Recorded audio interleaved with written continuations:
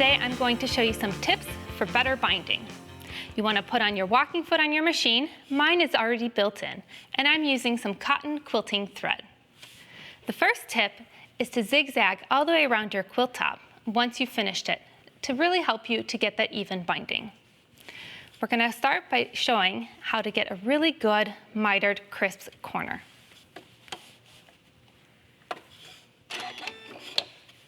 I'm going to stitch down my binding on the front of my quilt.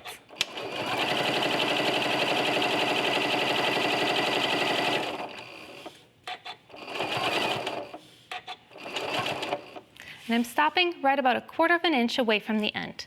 I'm going to do a couple back stitches to secure my thread.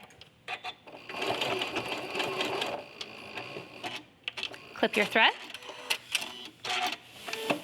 And now you have about 1/4 inch away that doesn't have any stitching.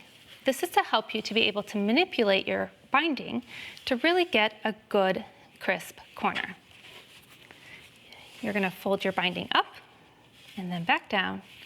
And if it doesn't quite line up, that's where you want to refold it and work with it a little bit until you get a really nice corner. Once that corner is set, you're going to start stitching this way all the way down your quilt. I like to do a couple back stitches in the beginning.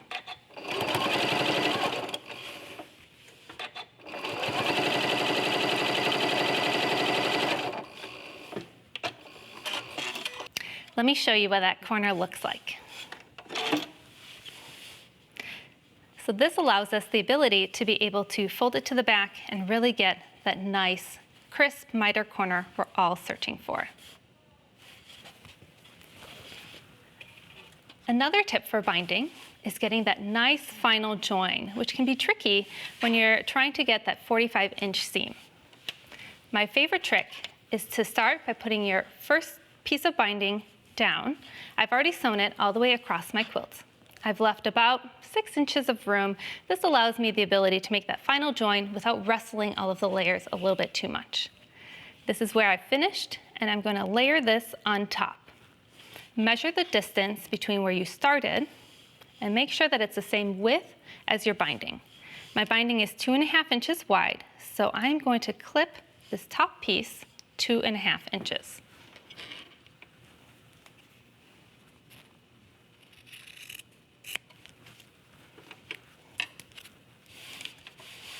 What I like to do at this point is to take my first piece of binding and give it a nice little finger press back. This makes sure that I can layer it nicely and I know how they're going to lay together.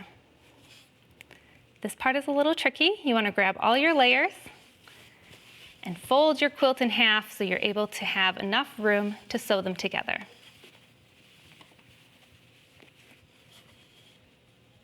Because I finger pressed my space on the first one, I have a nice line that I can follow where I'm supposed to stitch together.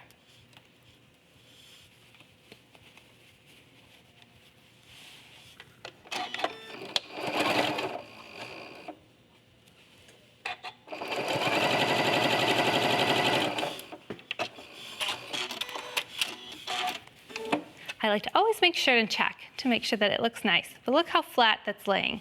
The last thing I have to do is make sure I cut all the extra off so that it's going to lay really nice on my quilt.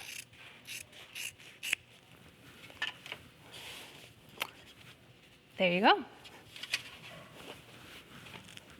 My last binding tip is how to get a really nice machine-bound quilt. The first thing I've done is I have used these binder clips. I really like them because you can get them at office supply stores and they're really sturdy. I've sewn the binding on to the front of my quilt, and then I've pressed it flat and I've pressed it again to the back. I like to set my foot so that my needle is about 1/16 to 1/8 of an inch on my binding. And I'm going to take it slow and machine bind it from the back of my quilt.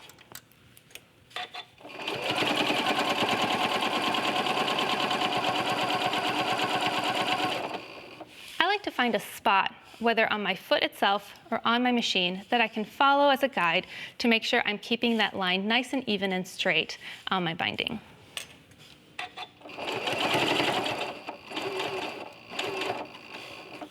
pivot the corner and continue on the next side.